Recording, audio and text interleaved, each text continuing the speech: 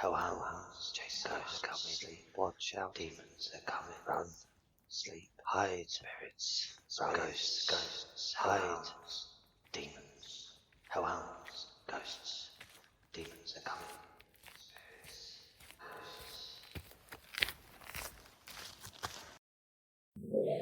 ghosts. Hello, my little hellhounds.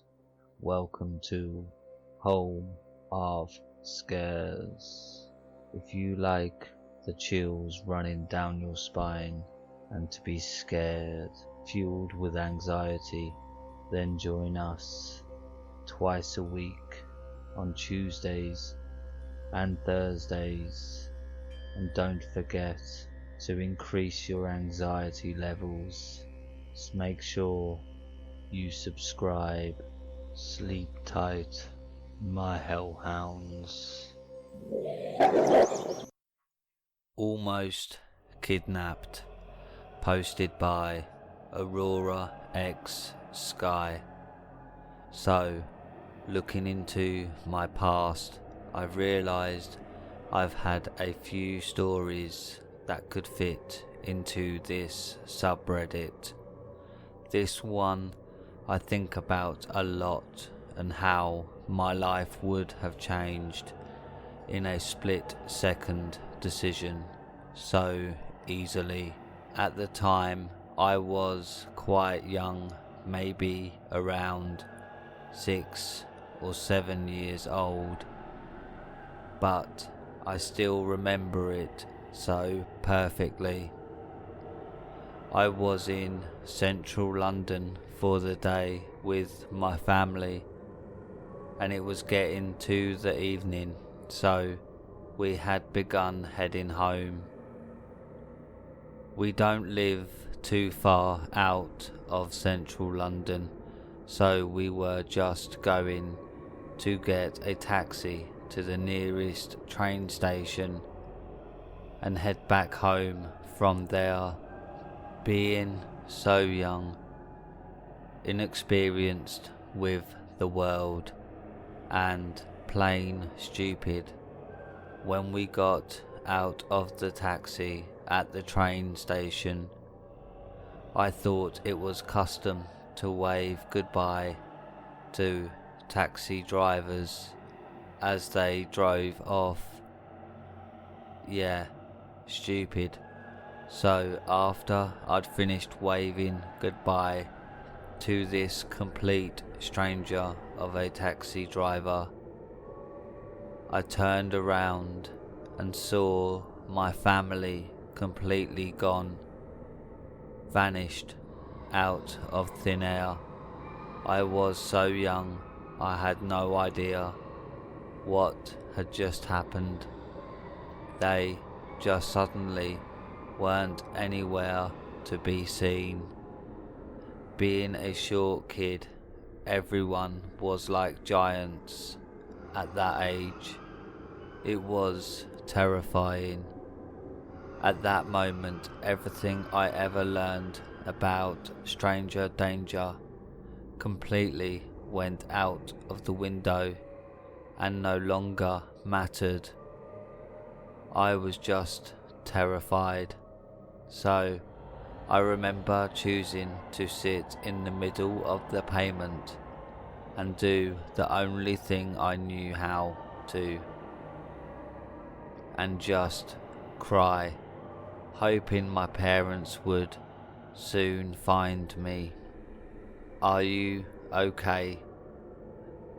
I looked up to the side and saw a man sat on a bench next to me, but sat in the way where his bum was on the backrest bit and his feet were on the seat, making him completely tower over me.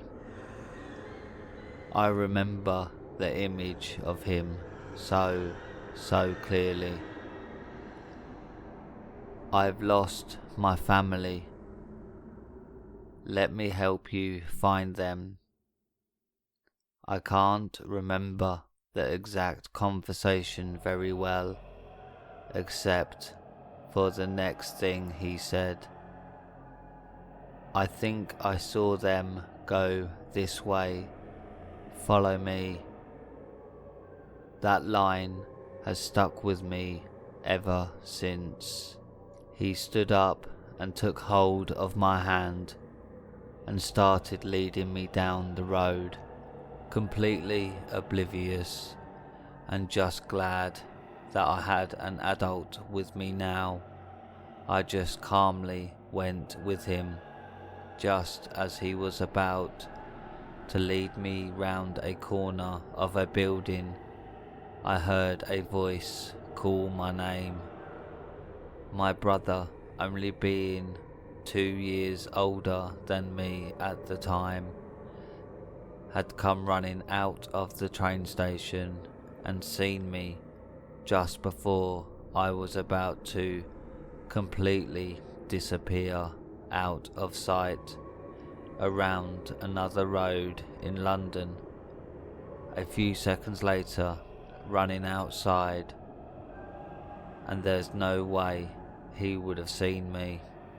My parents followed and quickly ran out too, grabbing me away from the man, making sure I was okay. I don't remember what happened to the man after that.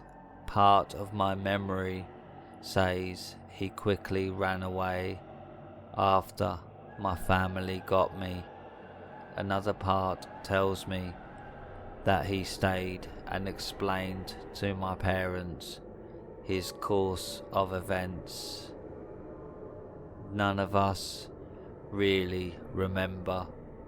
I just know that I'm so lucky I didn't go round that corner with him. I always think how different my life could have been if I did. Thinking about it, the station entrance was only a few meters from where I'd sat down to cry. It wasn't that busy. The man must have seen my family go into the station, but that's one thing I'll luckily never know the answer to.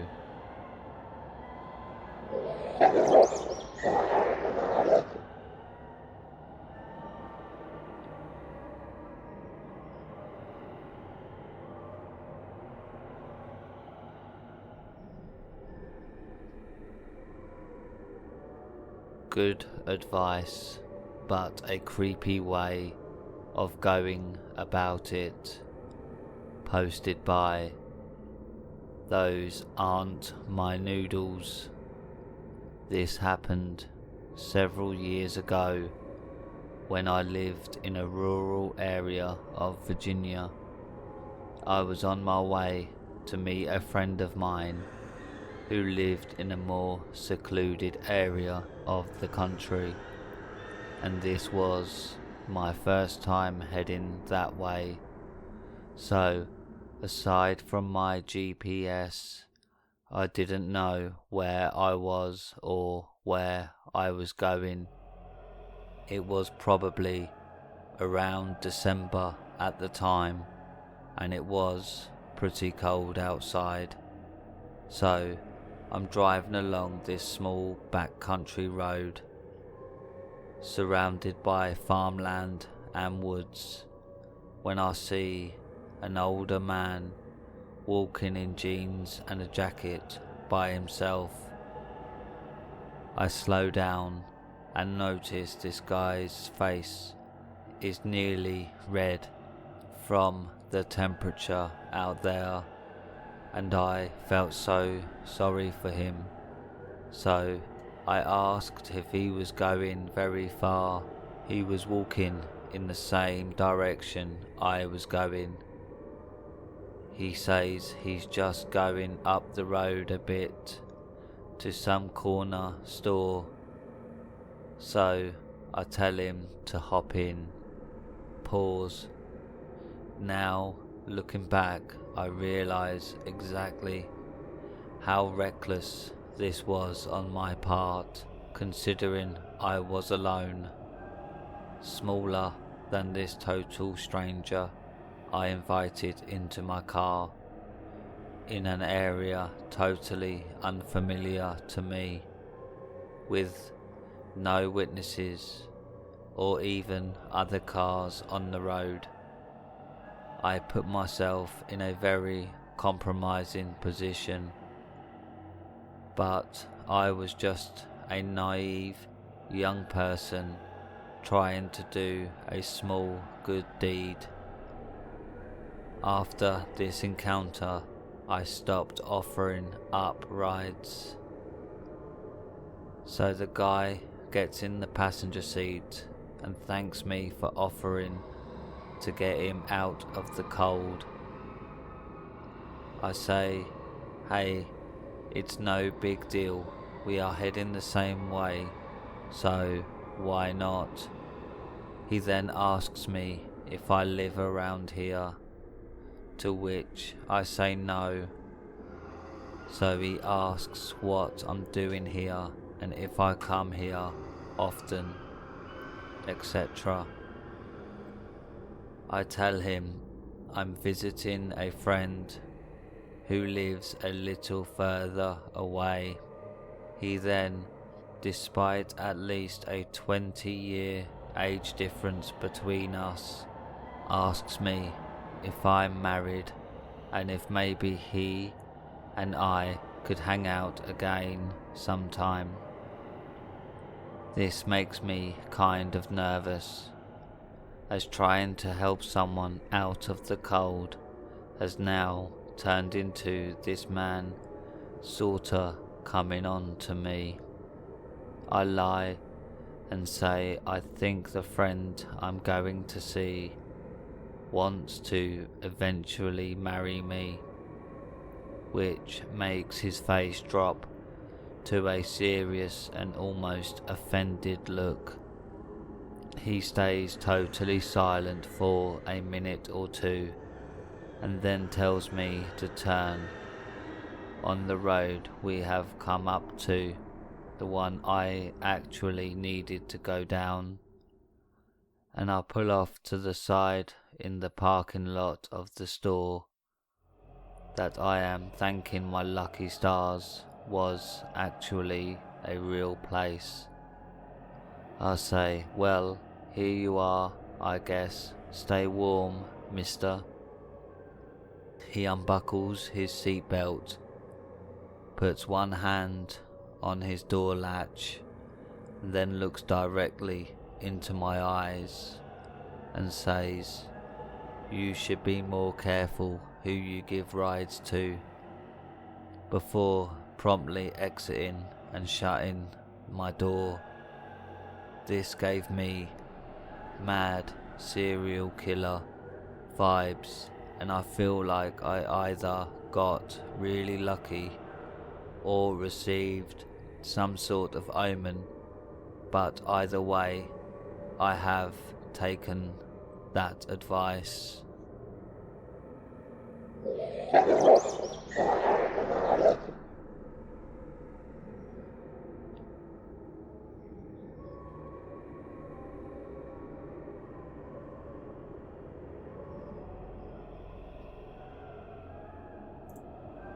I witnessed a woman who was almost kidnapped.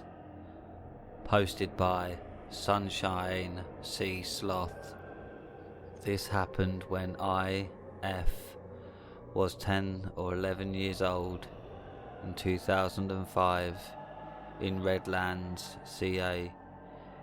In this story is my sister M, who is 1.5 years older than me, and our mutual friend S, who is the same age. It was summertime, and like most kids, we played outside with the other kids in the apartment complex.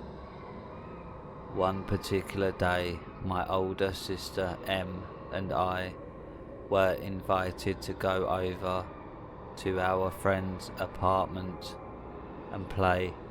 so we didn't have to be out in the heat. We were excited as she typically wasn't allowed to have friends over. It's worth noting that our friend S's window had a direct view towards a main street, and not in the apartment complex like most. She also lived on the second floor, which gave even more of a view. Everything is fine and we're all playing together. I became bored and decided to sit on friend S's bed and look out the window while my older sister M and our friend S played on the ground. After a few minutes of staring out of the window, I noticed a woman 18 to 20 years old walking on the sidewalk. She had a long ponytail all the way down to her backside. She also had her purse, and she was doing something with her hands which distracted her. Maybe a CD player or a phone. As I watched the woman walking down the street, I noticed a car behind her driving incredibly slow. It was probably going 5 miles an hour when all of a sudden it reaches right next to her, and a man grabs her by the ponytail, followed by grabbing her arm, attempting to pull her into the vehicle. I immediately stood up and began motioning to my sister and friend to come look, but they didn't notice at first. I tried to scream, but nothing come out. Just an awkward guys, and look. They didn't immediately get up to look at what I was witnessing. As the woman was being pulled into this vehicle, I can see she begins to start throwing punches. Now growing up, my father forced my sister M and I to do boxing, kickboxing and Brazilian Jiu-Jitsu. He wanted boys. Instead, he got 4 girls and 1 boy, being the baby out of us all. This woman is throwing punches perfectly on count, and her uppercut had to have hurt. She had to have done boxing because her rhythm, counts and posture was perfect for being in that situation. At this point, she's throwing punches to save her life and covering her face as much as she can, while being halfway dragged into this vehicle and receiving blows herself. I finally managed to let out a scream, and my sister M and friend S stood up immediately after and rushed to the window. The vehicle must have heard me as well, because they almost immediately let the woman go and sped off. When my sister and friend S looked out of the window, the car was already driving away, rounding the corner. The woman was trying to fix her hair and picked up her belongings off the ground. I told them that the woman was walking, when all of a sudden she was being pulled into a vehicle. Friend S didn't believe me and thought I was joking. My sister must have seen my face and how distraught I looked, so she decided we should go home right then. To say I was beyond paranoid would be an understatement. I thought the man had seen me and would find me.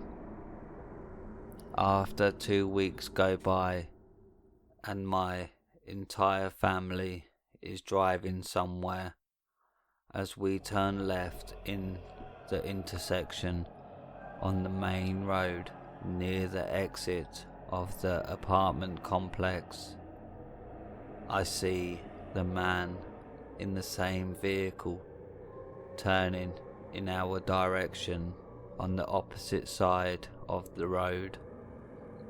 My stomach dropped and I felt incredibly sick. Him and I locked eyes.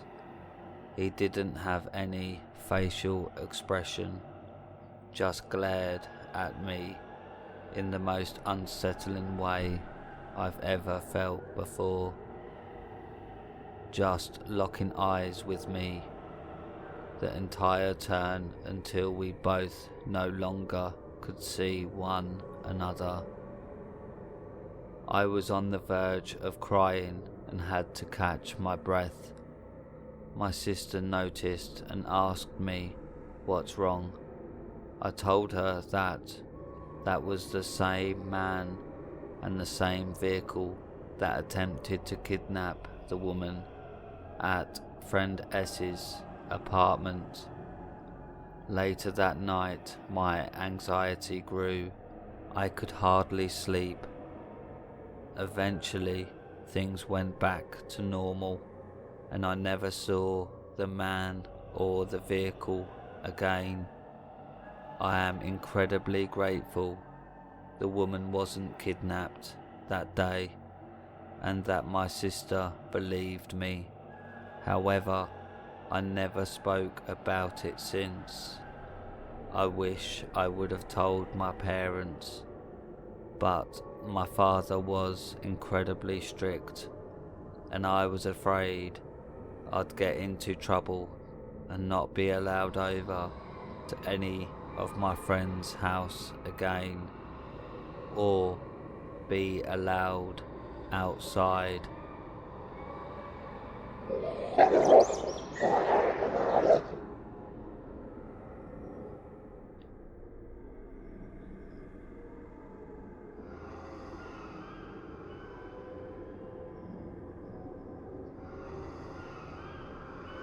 Attempted break-in whilst I was home alone. Posted by AuroraxSky.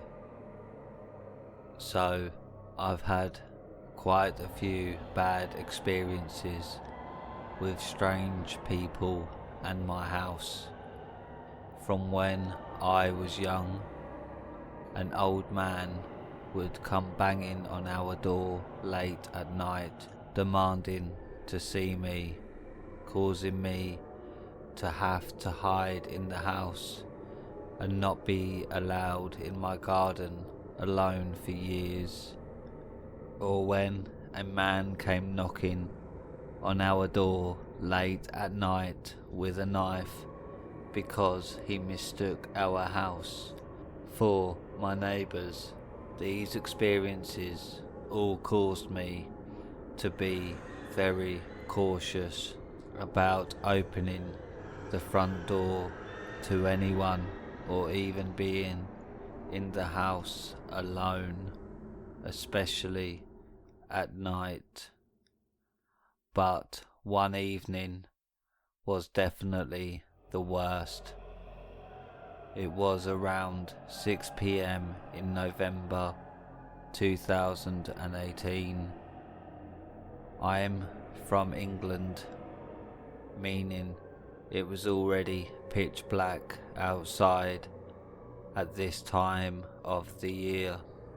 I had just got home from work and was sat in my room upstairs just watching YouTube on my laptop.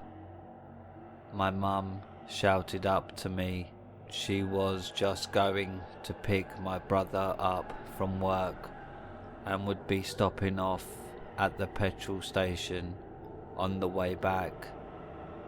So she would be gone for a little bit and asked if I wanted to come. I said no and carried on with my video. I heard her close the front door and pull out of the driveway. I was 17 at the time, so being home alone at night was nothing new to me, and I was used to the eerie feeling of it. But after around 10 minutes, I started hearing noises coming from downstairs. At first I thought nothing of it and just related it to my cat noisily searching for food in an empty bowl, until I remembered him sitting at the end of my bed.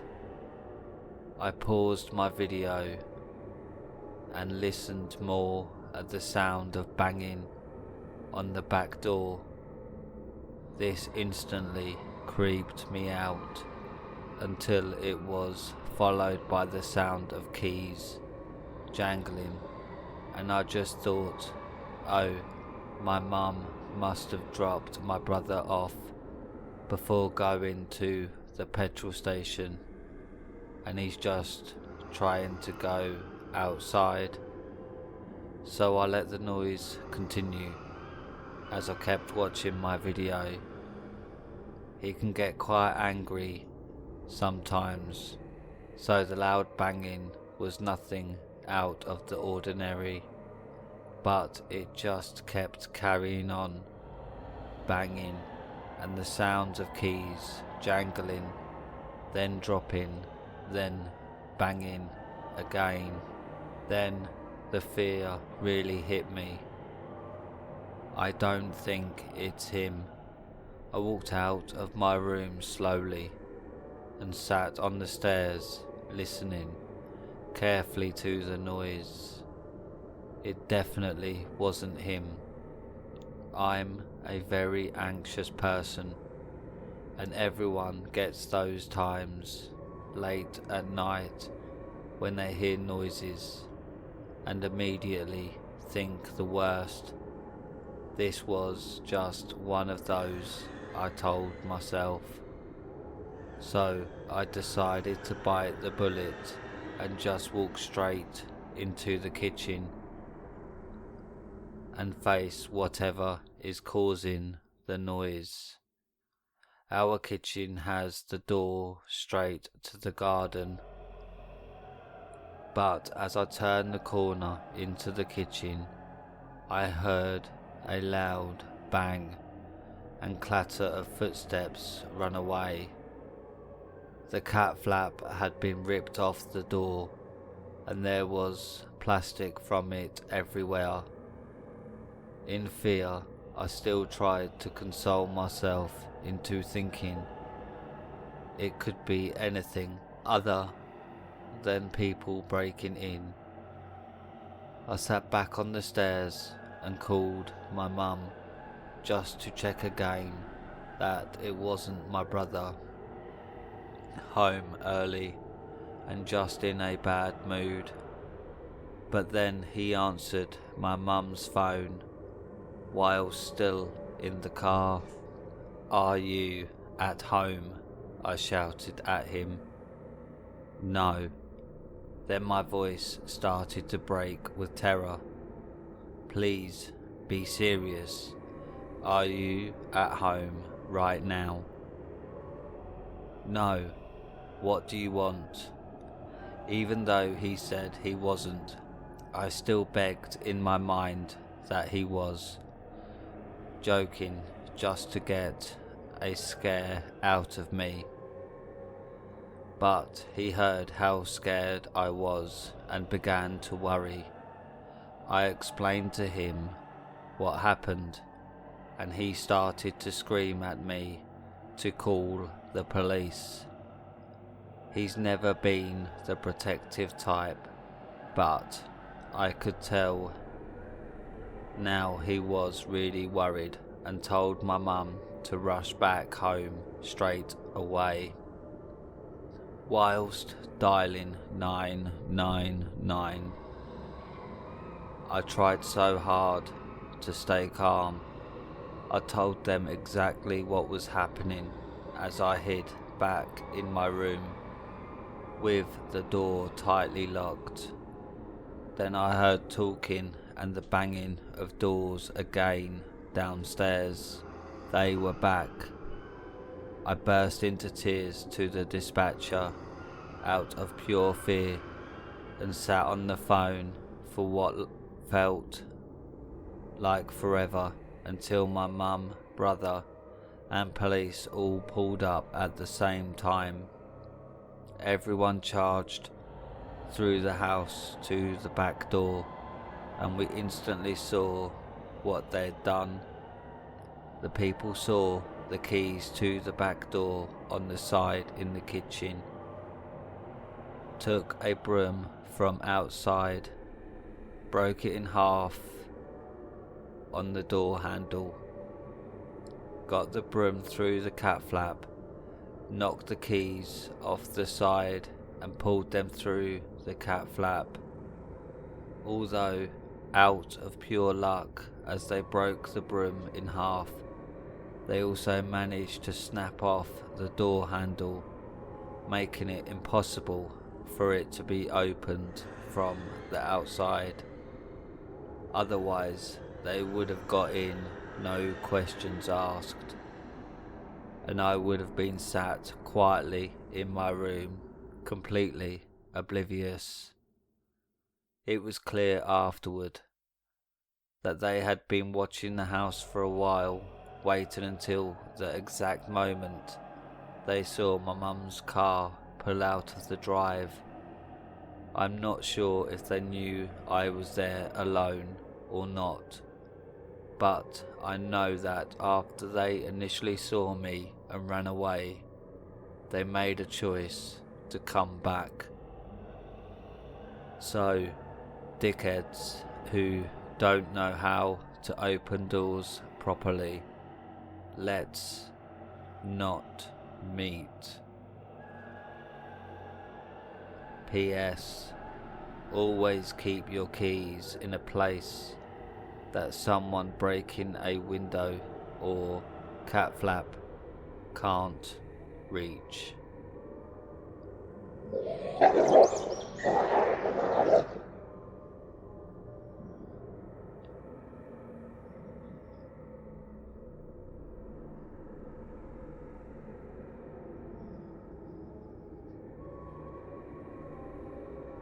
Lesson learned.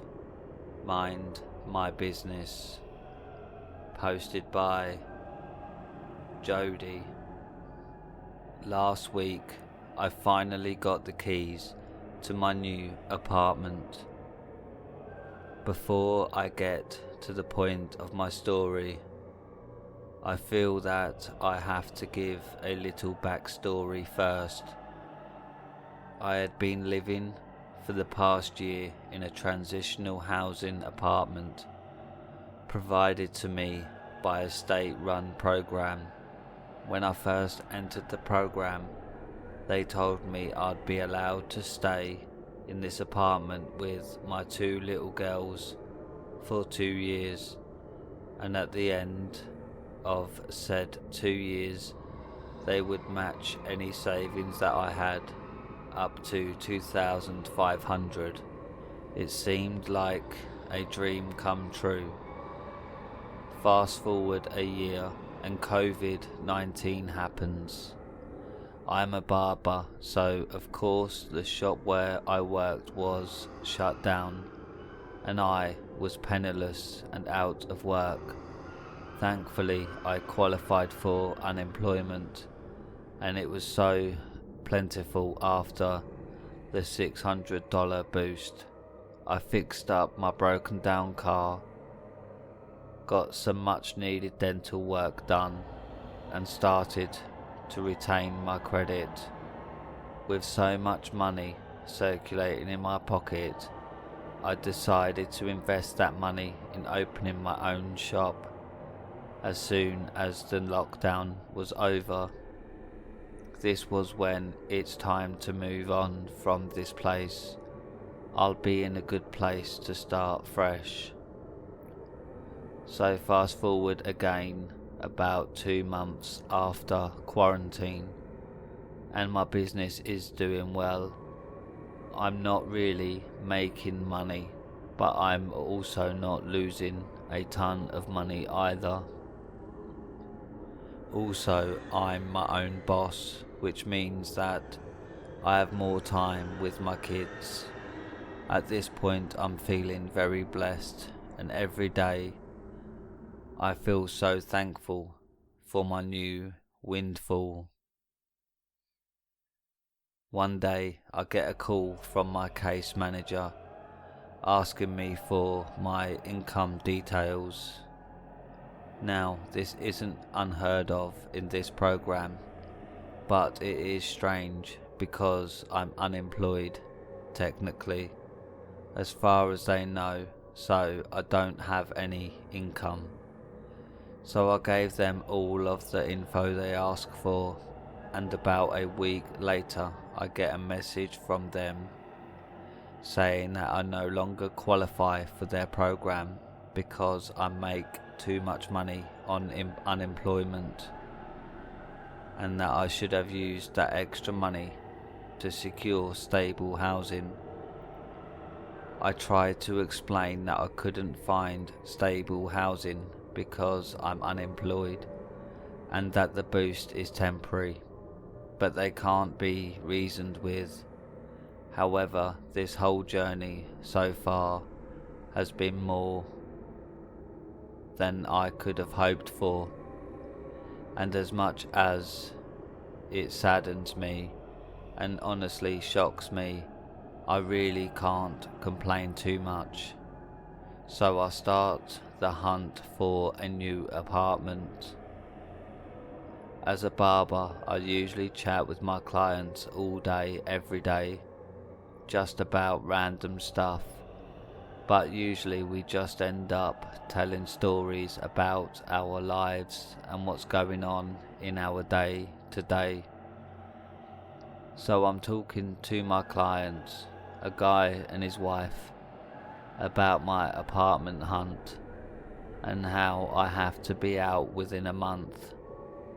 I have horrible credit and I can't pass any income verification because honestly I have none. My shop isn't making money and I'm basically living on unemployment at the moment. So my client, who happens to be Serbian, basically tells me that if I have hurdles to overcome, the easiest way to get past them is to look in areas where there are a lot of immigrants, because a lot of them are overcoming the same hurdles. So they tell me, don't worry, my apartment search is done. At this point the month is more than half over and I don't have many options.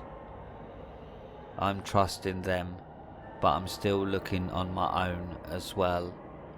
About a week before the end of the month, my dad calls me and says that he wants me and the girls to move in with him. He lives about an hour from my barber shop and my girls' school, and the commute in the winter will be awful. It's not an ideal situation, but I guess for now it's the best option that I have. So I start making plans to move in with him. About 2 days after that, I get a call from my client and his wife telling me that they are moving and that they talk to their landlord for me. If I want their apartment, then it's mine. Long story short, I'm elated. They live 1 block away from my current apartment, which is a block from my kids' schools and 5 minutes from my shop. They tell me that I can come over and check out the apartment. Of course, I drop everything right then and there and head over. The apartment is gorgeous. It has high ceilings, 2 spacious bedrooms, and even a separate dining room, which is huge as well. It must be at least double the size of my current apartment, and for only $400 extra per month in rent. I'm so happy I could cry. I thank them profusely and ask them about the landlord and the other tenants. Basically, I'm just making conversation because obviously I'm taking this apartment. They tell me that the landlord is a sweet old man and that his daughter can be a bit bitchy, but we rarely ever have to deal with her. The neighbours are all very sweet, and even though the people upstairs can be kind of loud, they aren't bad either. He tells me that the guy across the hall just moved in with his daughter a few months ago, but they pretty much keep to themselves. Then my client and his wife joke about how he tends to have a lot of lady callers who they assume are hookers because they all seem to be pretty young and scantily clad. We all laugh a bit and I thank them again and head home to resume packing. Later that night I get another email from my case manager about how I need to be out of the apartment soon. At this point I'm so thankful for my clients because I was feeling hopeless and like I was slowly falling into a depression before they gave me this amazing gift. So fast forward another week and it's finally time to secure my lease and get my new keys. The landlord is a little apprehensive once he finds out that I'm a single mum and a new business owner. He thinks that I won't be able to afford the rent, but he basically takes a chance on me. I'm so grateful for the good news, and even though I'm also a little scared and unsure about my new predicament, I'm optimistic as well. Here's where things get weird. So I gave the landlord my deposit and received my keys. The first thing I did was paint my new apartment. After about 12 hours of non-stop painting, not only was I exhausted, I was starving. The only thing was that I was covered in paint and really didn't even have the energy to shower, let alone leave my place for food. I didn't have much money at this point, but I figured that I deserved a little job well done splurge. So I ordered Chipotle on Uber Eats. As soon as I put my phone down and really settled into the quiet of my new apartment, I started feeling weird, just kinda creeped out. Maybe because I was by myself, or maybe because the place was unfamiliar to me, but it was like a strange, hair-raising feeling.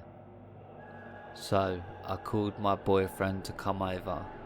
After about 20 long, creepy, hungry minutes, I finally got the call from my Uber delivery guy that my food was here. I could hear something that sounded like sobbing in the background, but I brushed it off and ran to the door to grab the meal. As I'm heading to the front door, I noticed two things. The apartment door across the hall is wide open, and the sobbing is coming from these two young girls standing at the front door. They look to be about 15 or 16, and they aren't just sobbing, they're wailing. I walk past the wailing teens and grab my food from the guy, who looks at me with panic in his eyes, and he takes off quickly. In my head I register it as odd, but really think twice about it. Instead, I now focus in on the two girls to my right. "Hey, you girls okay?" I ask hesitantly. One of the girls has a phone in her hand, and I hear the woman on the phone ask who I am. No, my dad is in bed and he's naked. Something about him just doesn't look right. The girl with the phone wails. The other girl grabs her other hand and they begin sobbing again. I immediately jump into mum mode.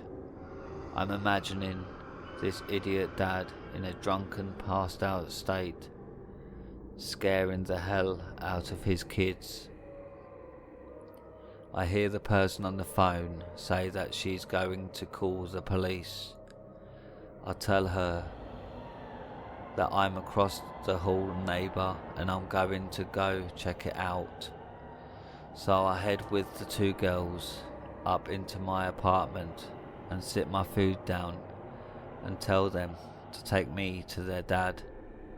At this point I'm extremely irritated with this guy, and I don't even know, because how irresponsible to get that drunk midday knowing your kid could be home any minute. As the girls are leading me through their apartment, I'm noticing that it's pretty much empty, just one lamp in the living room and one pot on the counter in the kitchen. Weird, they moved in months ago, I thought. I brush off the thoughts as I realise the girls have stopped walking. Geez, they're really scared. I look back at the girl with the phone to reassure her that he's probably fine, and she doesn't come any closer. He's naked, she warns, and hands me a blanket randomly. I don't even notice that she'd grabbed it. I turn back to the door in front of me and ask her, "Is this where he is?" She nods, but doesn't come any closer. "Sir," I call out, not wanting to freak him out. "Sir," I call out again, a little more cautiously this time. There is no answer, no sound at all. I slowly push open the door. My eyes immediately flash to the one thing in the room, which is the bed. The room is brightly lit from the sun outside, and I quickly glance away from the obviously naked figure laying spread-eagled in the bed. "Sir," I repeat, trying to be respectful of the fact that I'm in his home and he is naked, and I'm a stranger. Still nothing, no sound. I slowly look back over to the bed. Now I'm examining the full picture. He's definitely naked, very naked. I'm not wearing my glasses, of course, so I just step a little closer into the room.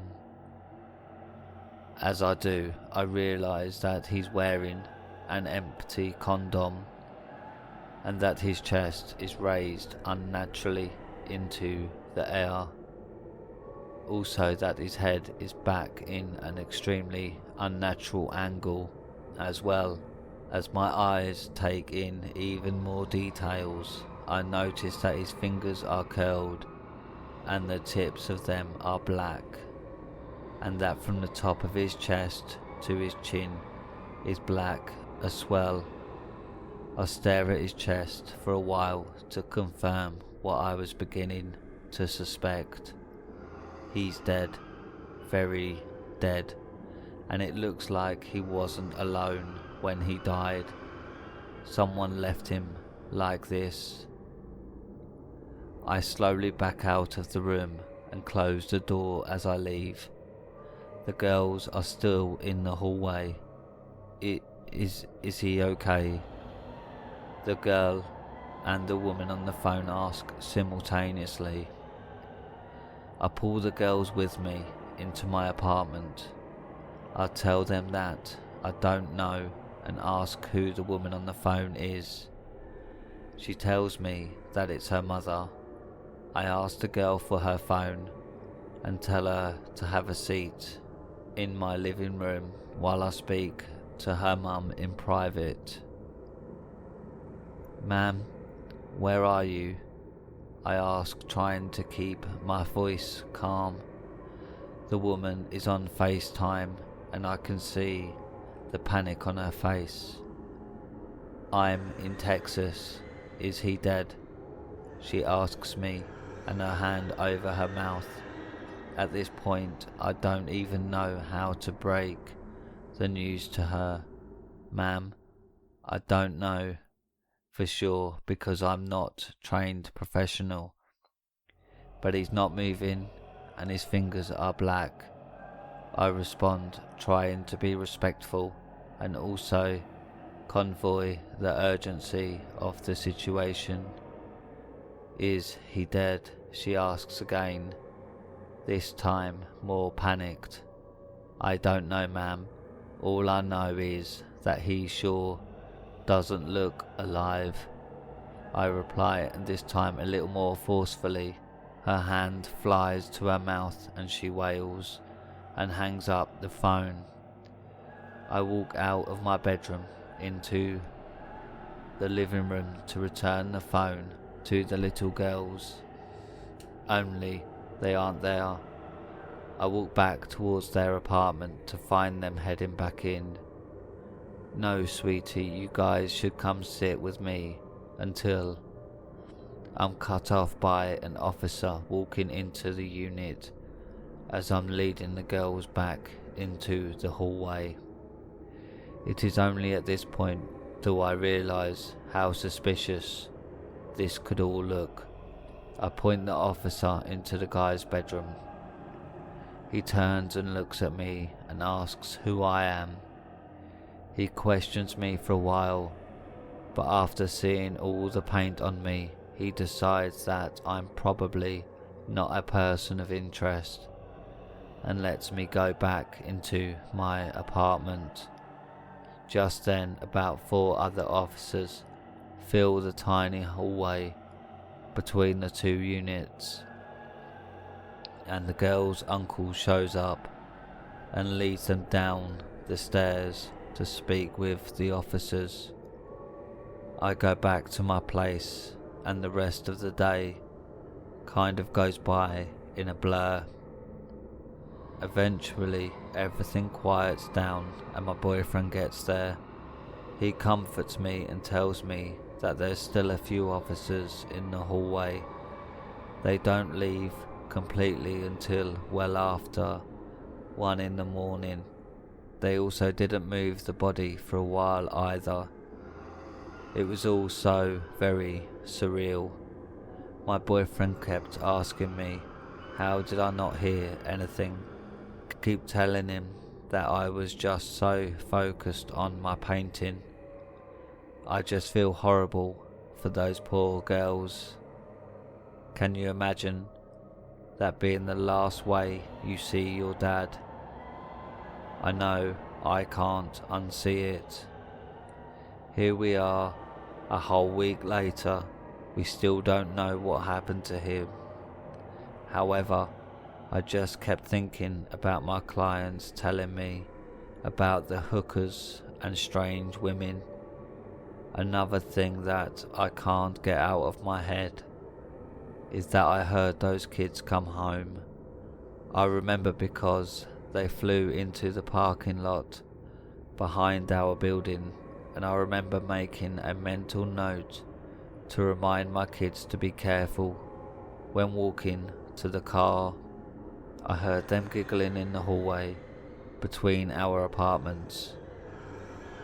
The girls got home at least 3 hours before I found them in the doorway crying. That means that they were home for at least 3 hours with the dad in the next room. I still have that weird, creepy, hair-raising feeling on the back of my neck. What a nice welcoming to the new building. Next time, I'll probably just mind my own business.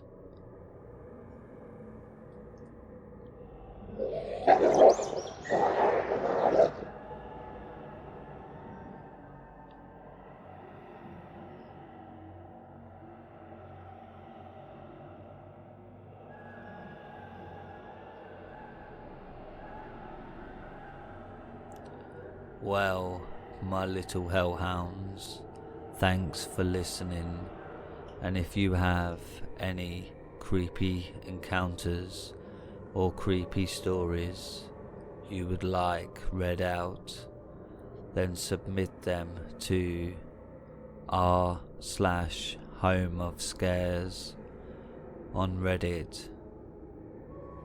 Don't forget to subscribe and like the video.